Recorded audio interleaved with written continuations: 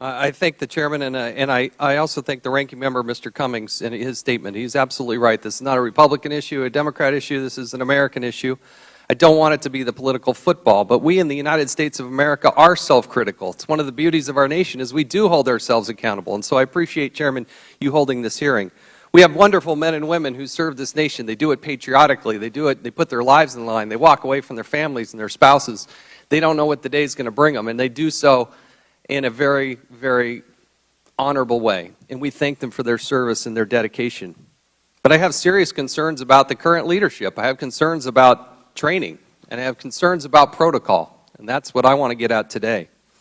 Since the current director has taken on this role, it's also important to note that she was the chief of staff since 2008.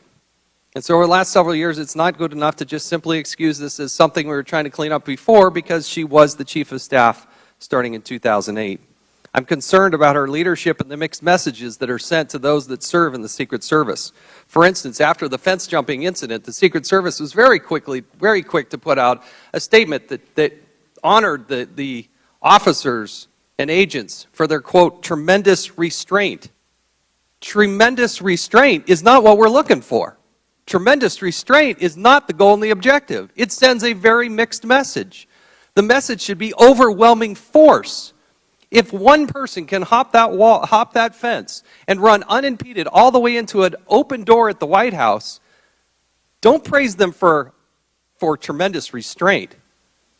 That's not the goal. That's not what we're looking for. If there were alarms that were inside the door that were muted or silenced, I want to know why that is. Who makes that call and decision? That, to me, is a leadership decision. I think at some point we need to go back and review the 2013 Inspector General's report, which actually said there's not a problem here, but has over 1,000 indications of security concerns. In the opening statement, say we have to be 100% right all the time. Everybody agrees with that. And yet the Inspector General's report is pretty damning when it comes and looks at what the agents are feeling like happens within the agency itself. Very concerned about the 2011 incident. I'm thankful for the Washington Post and Carol Leonnig and what she did in their reporting there. As best I can tell from the spot report as well as the article in the Washington Post, the event in 2011 where 8 shots were fired at the White House, you had no less than 5 Secret Service agents report that they thought they heard shots fired. You had somebody on Twitter report that they saw somebody shoot at the White House. There were 2 people in 2 different shuttle vans who reported that they saw somebody firing a weapon at the White House. Blocks away, moments later, somebody crashes a vehicle, an assault rifle is in there, and yet the Secret Service is on the scene, and nobody ties those 2 together.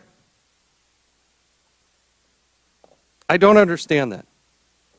Later, the Arlington County Police actually detained this person. He had been positively identified based on that vehicle was there, but nobody put it into the system to put him on the watch list.